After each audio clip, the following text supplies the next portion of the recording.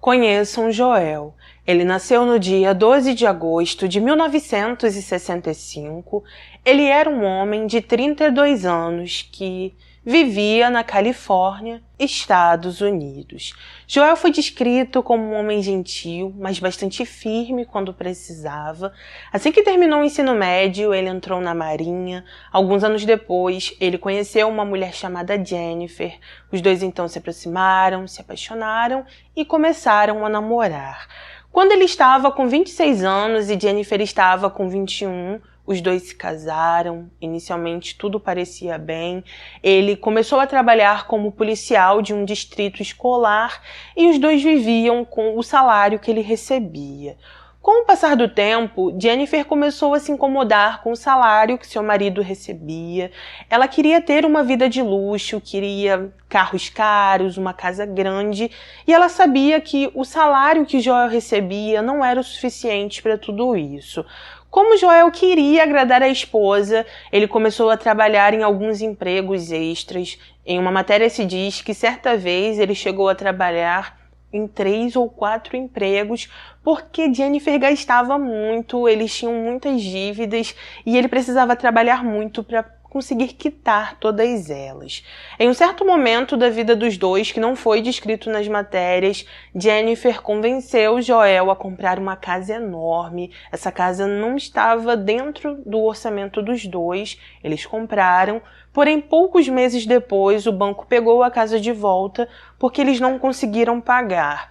Por causa disso, eles se mudaram para uma casa alugada. Por volta de 1995, eles tiveram um filho e os problemas entre eles começaram a aumentar ainda mais porque Jennifer continuava se incomodando com o fato do marido não dar a ela a vida que ela queria. Em 1996, Jennifer e Joel começaram a trabalhar em uma empresa de serviços financeiros e vendas de seguros de vida.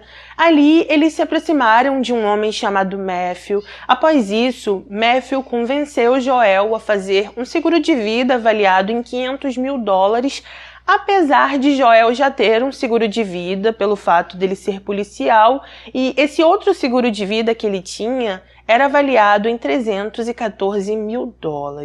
Ainda em 1996, enquanto eles estavam trabalhando nessa empresa, Jennifer foi para uma convenção que a empresa fez em uma outra cidade. Ela foi sozinha porque, como Joel trabalhava como policial, ele não conseguiu ir.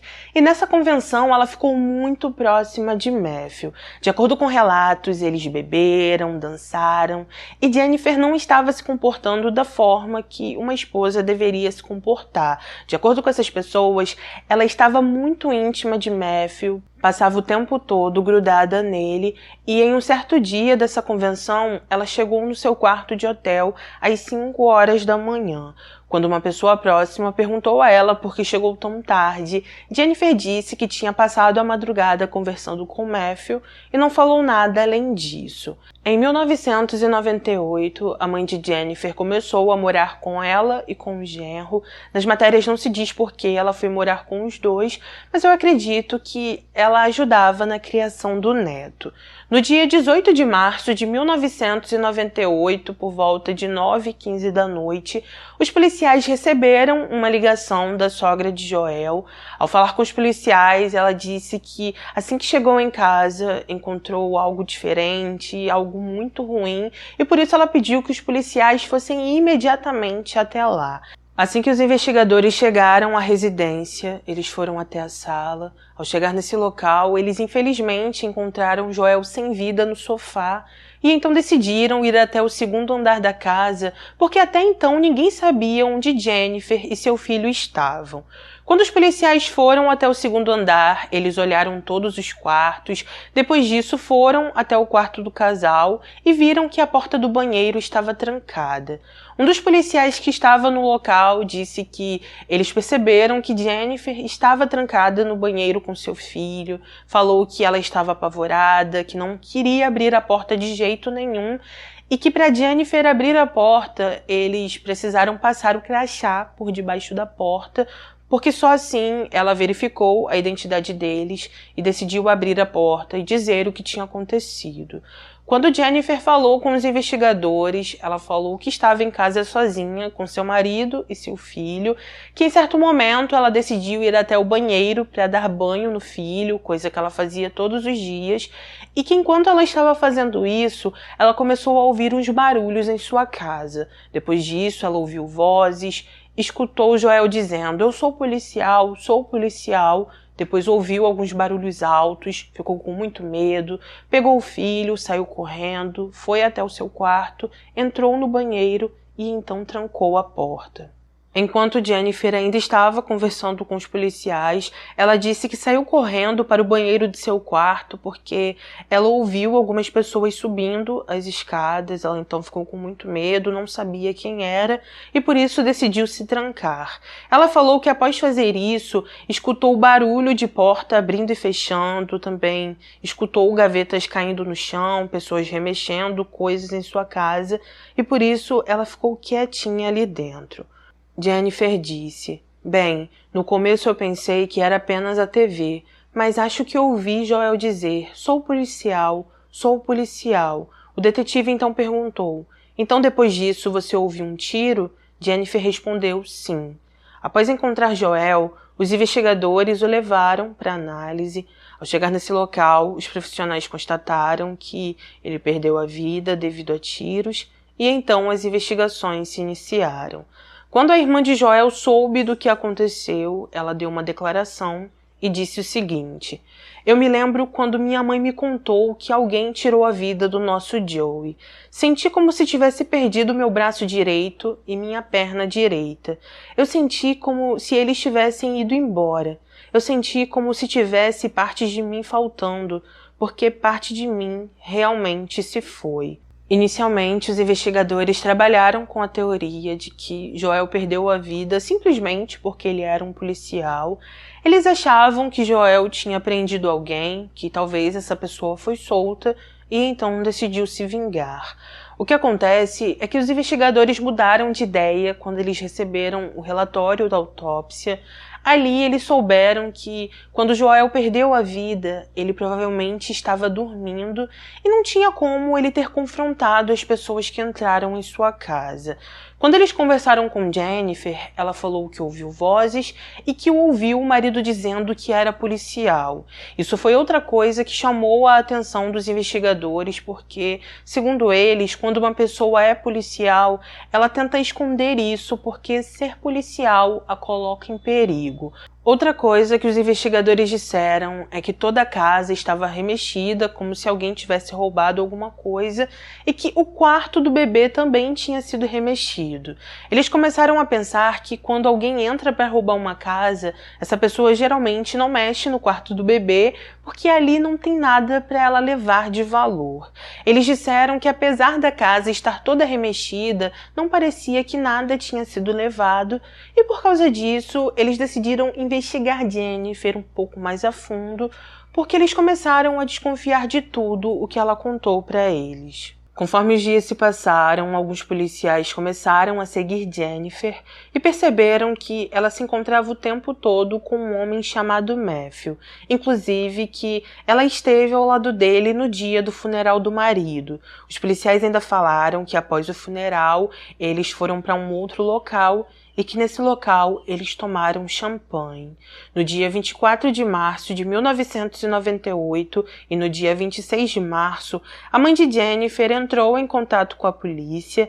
Ela disse que o cadeado do portão dos fundos da casa não estava mais lá e que as únicas pessoas que tinham a chave desse cadeado era ela e Jennifer.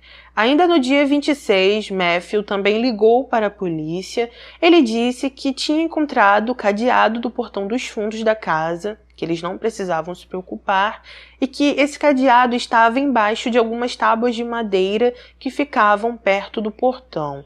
Depois que ele ligou, os policiais falaram com Jennifer. Ela confirmou que aquele cadeado realmente era o cadeado da porta dos fundos de sua casa, e depois nenhum dos três falou mais nada sobre isso. No decorrer das investigações, a polícia descobriu que, além dos 2 seguros de vida que Joel já tinha, Jennifer fez outro seguro de vida para ele semanas antes do ocorrido, no valor de $300 mil. Apesar de Jennifer e Matthew dizerem que eles eram apenas amigos, quando a polícia verificou os pagers que eles usavam para se comunicar, eles encontraram mensagens onde os dois diziam: "Eu sinto sua falta, eu te amo, quero você", entre muitas outras coisas. Além de tudo isso, os policiais descobriram que Jennifer gostava de praticar tiro. Ela também ficava se gabando para os amigos de Joel que quem tinha ensinado ele a atirar foi ela, e os policiais ainda ficaram sabendo que Matthew tinha uma arma do mesmo calibre e do mesmo modelo da que foi usada em Joel. Apesar disso, os policiais disseram que não tinham nenhuma evidência concreta contra eles. Poucas semanas após o ocorrido, Jennifer recebeu a primeira apólice de seguro de vida no valor de $314 mil. Ela dividiu esse dinheiro pela metade, deu metade para Matthew, e então os dois viajaram de férias para o México. Quando os policiais ficaram sabendo disso, eles foram até as autoridades responsáveis e pediram que as outras 2 apólices não fossem entregues a Jennifer. Por causa disso, essas apólices foram bloqueadas e Jennifer não teve acesso a elas. Em junho de 1998, Matthew e Jennifer assumiram um namoro. Depois disso, 4 meses se passaram, eles noivaram, e em fevereiro de 1999, os dois se casaram no Havaí. Conforme o tempo foi se passando, os policiais não conseguiram mais nenhuma prova e nenhuma evidência do caso de Joel. Por causa disso, o caso esfriou e durante vários anos que se passaram, a família de Joel ficou em cima dos investigadores porque eles queriam justiça. Enquanto tudo isso estava acontecendo, Jennifer e Matthew viveram suas vidas tranquilamente. Eles conseguiram uma bela casa, ela teve um filho com Matthew e em 2002, Jennifer estava grávida de seu segundo filho com ele. Nas matérias se diz que no ano de 2002, os policiais conversaram com a mãe de Jennifer novamente. Eles perceberam que havia muitas inconsistências no depoimento dela e por isso eles juntaram todas as provas e decidiram prender Matthew e Jennifer. A primeira pessoa que foi presa foi Matthew e no dia seguinte, Jennifer se entregou para a polícia. Na época que ela se entregou, ela estava com 8 meses de gestação. 2 anos depois, em 2004, aconteceu o julgamento de Jennifer e Matthew. Nesse julgamento, a mãe de Jennifer testemunhou. Ela disse que no dia 18 de março de 1998, Jennifer conversou com ela, disse que naquela noite queria ter uma noite em família com o marido e com o filho e pediu para a mãe sair de casa. Depois disso, ela contou que por volta das 3h30 da tarde foi até o cinema, ficou no cinema até umas 4 ou 5 horas, depois disso saiu, foi fazer compras, depois foi até um restaurante e então chegou em casa 9h15 da noite. Assim que ela entrou na casa, ela encontrou o Joel no sofá, ficou muito desesperada, então subiu as escadas, procurou pela filha e como não a encontrou, ela decidiu ligar para a polícia para contar o que estava acontecendo. Durante o julgamento, Matthew e Jennifer estavam confiantes de que os promotores não tinham provas suficientes contra eles e que por isso seriam inocentados. Matthew não quis um advogado, ele representou a si mesmo. Em certo momento, ele foi questionado no tribunal sobre uma conversa gravada que ele teve com um de seus colegas de cela. Ele não sabia que essa conversa tinha sido gravada. Ela foi apresentada no tribunal. Durante a conversa, o homem pergunta por que ele estava lá. Matthew responde que estava ali por causa de um assassinato e ainda fala que era por causa de um policial. Durante o depoimento que deu, Matthew disse: "Eu não senti que estava admitindo que tinha matado Joel. Ele me perguntou o que eu estava fazendo ali, por que fui preso. Isso não significa que eu confessei e esse é meu último comentário sobre isso." Matthew também apresentou um álibi no tribunal sobre tudo o que fez na noite do ocorrido, mas apesar dele apresentar esse álibi, nele haviam algumas inconsistências. O advogado de defesa de Jennifer disse que os promotores não tinham nada contra ela, que todas as evidências eram circunstanciais e que não provavam que ela estava envolvida no que aconteceu com o marido. Ao ouvir isso, os promotores disseram que Matthew e Jennifer planejaram tudo. Eles falaram que na noite em que tudo aconteceu, Matthew foi até a casa, que ao chegar ali, Joel provavelmente estava dormindo e que quem deu os 2 primeiros tiros foi Jennifer. Depois disso, ela provavelmente entregou a arma para Matthew e então ele deu o último tiro. Ainda segundo os promotores, enquanto tudo isso estava acontecendo, ou enquanto Matthew e Jennifer estavam revirando a casa para fingir que tudo foi um roubo, a mãe de Jennifer chegou e então ajudou os dois a encobrirem tudo. Quando tudo estava perfeitamente organizado e Jennifer estava no banheiro, ela pegou o telefone e então finalmente ligou para a polícia. Em uma matéria se diz que os policiais conseguiram prender Jennifer e Matthew porque a mãe dela foi interrogada novamente em 2002. Durante esse interrogatório, ela conseguiu imunidade. Os policiais fizeram um acordo para que ela não fosse presa e então ela contou algumas coisas que ajudaram eles a construir esse caso. Infelizmente, nas matérias não se diz o que ela contou para os policiais e só tem o depoimento que ela deu durante o julgamento. Enfim, voltando para o julgamento, ali no tribunal, um dos promotores disse que, enquanto ele estava olhando as fotos que foram tiradas da casa no dia 18 de março, ele percebeu que dentro do banheiro onde Jennifer estava escondida com o filho, tinha uma garrafa de água. Ao ver aquilo, ele começou a se perguntar como ela conseguiu levar uma garrafa de água para aquele banheiro.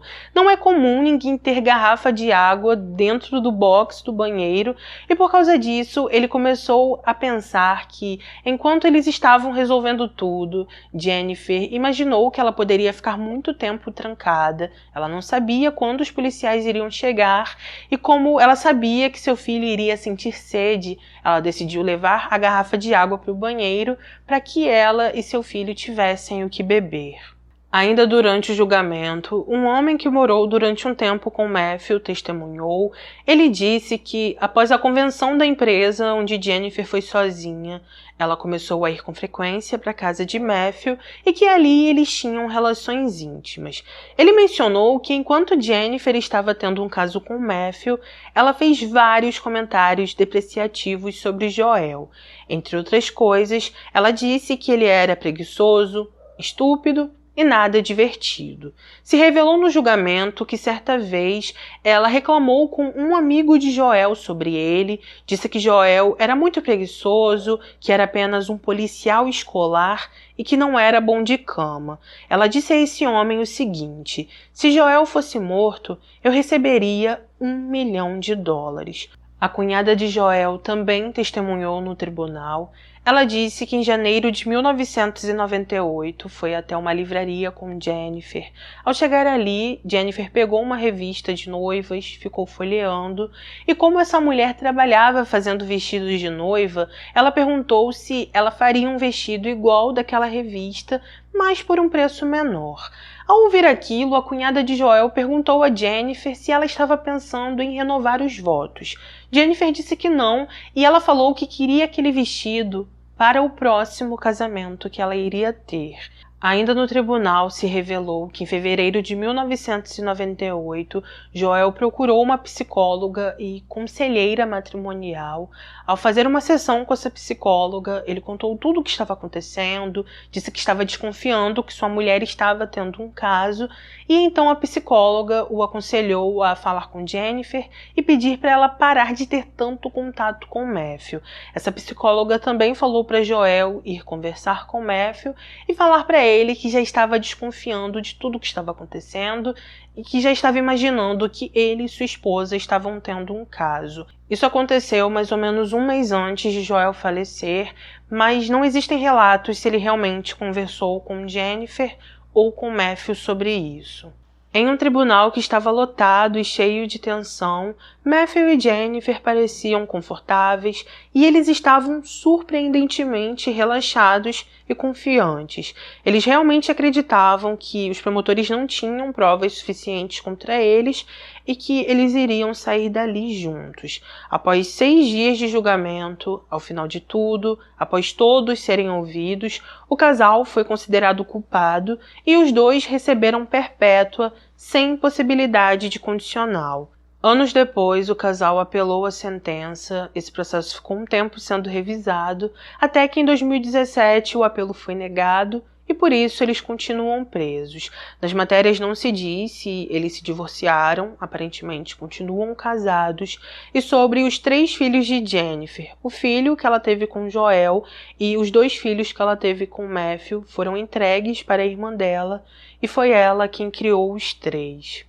Então é isso, gente. Esse foi o nosso caso de hoje. Uma coisa que esqueci de comentar para vocês é que a arma que foi usada em Joel nunca foi encontrada e apesar dos policiais saberem que Matthew tinha uma arma do mesmo modelo e do mesmo calibre da que foi usada em Joel, nas matérias não dizia se eles foram atrás dessa arma ou se Matthew disse que ela tinha sumido, enfim. Não tenho essa resposta para dar para vocês, tá bom? Então, por favor, deixa aqui nos comentários o que você achou sobre esse caso, se você já conhecia ele ou não, e coloca a sua opinião, que é muito importante para mim. Se puder, por favor, não saia daqui sem deixar o seu like, que é de graça, não custa nada. Ativa o sininho para ser notificado dos próximos vídeos. Vem toda semana aqui no canal, toda semana tem 3 vídeos novos, e para você não se perder, é só clicar na aba vídeos, que ali tem todos os vídeos que você já assistiu e também não assistiu. Obrigada a cada um que chegou ao final, que sempre está aqui comigo. Obrigada de verdade. E é isso. Um beijo no coração de vocês. Obrigada por tudo sempre. Fiquem com Deus, se cuidem e até o próximo vídeo.